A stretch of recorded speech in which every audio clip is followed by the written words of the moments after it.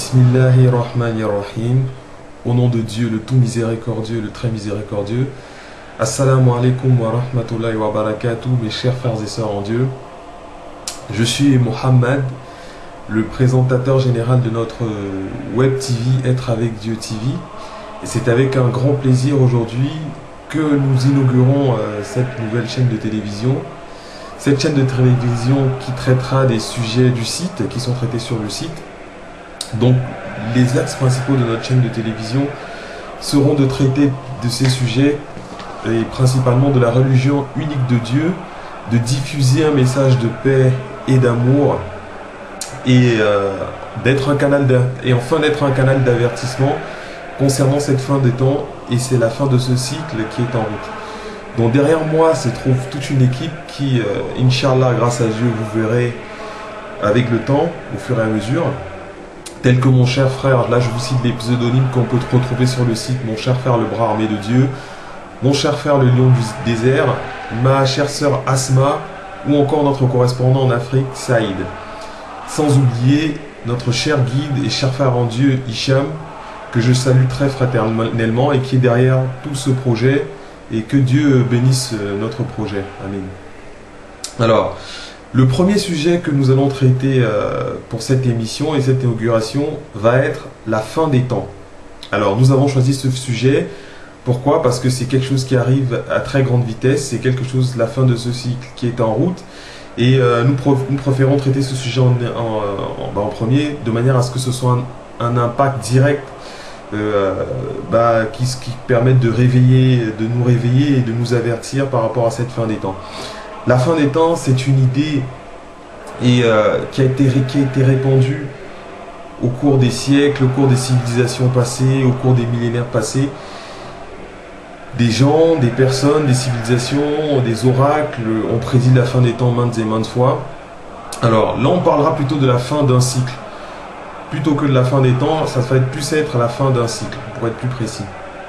Donc, qu'est-ce qui nous pousse à penser que cette fin des temps est en route? Déjà, autour de nous, nous pouvons remarquer qu'il y a de plus en plus de catastrophes, qu'il y a de plus en plus de tsunamis, qu'il y a de plus en plus de maladies qui apparaissent.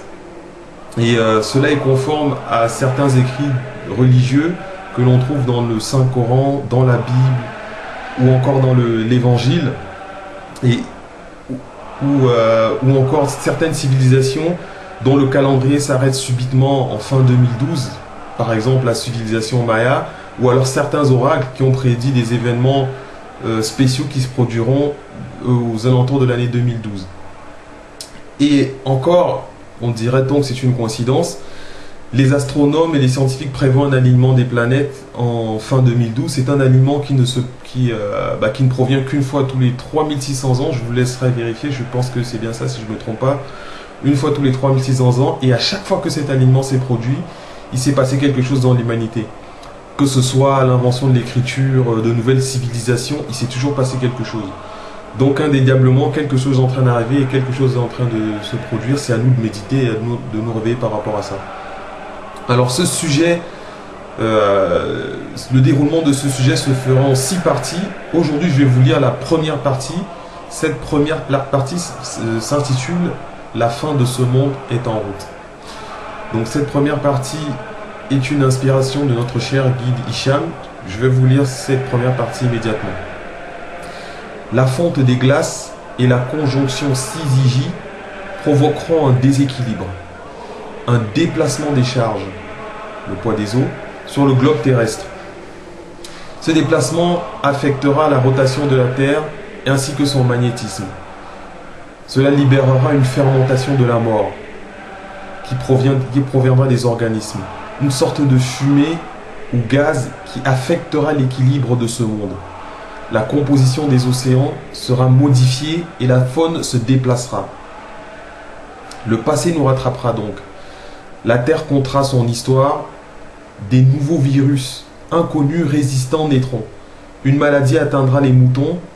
Une forme de zoonose, une maladie qui se transmet de l'animal à l'homme, qui contaminera ensuite l'homme et le cheptel. L'homme sera menacé de tout. Les fléaux tels que ceux qu'a connus l'Égypte s'abattront. Les terres submergeront et d'autres immergeront. Des vagues de plusieurs mètres détruiront des villages et des villes. Les pluies torrentielles se multiplieront. Les eaux monteront et l'eau potable manquera dans certaines régions et se vendra au prix de l'or. L'homme aux quatre coins du monde s'interrogera. Qu'a-t-elle? Qu'est-ce qu'elle a, notre chère terre? Des millions de populations se déplaceront. Beaucoup d'entre eux mourront par les perturbations et les catastrophes climatiques. Donc voilà, ce sont des événements, ça c'est la fin de la première partie intitulée La fin des temps. Ce sont des événements dont on peut commencer à sentir les prémices et qui se passent actuellement.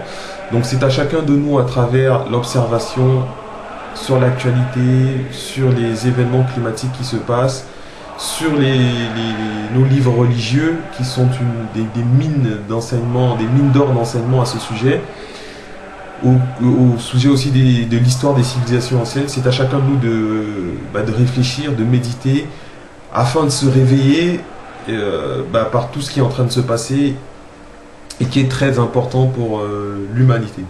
Voilà mes chers frères et sœurs, que Dieu vous bénisse, vous ainsi que vos familles.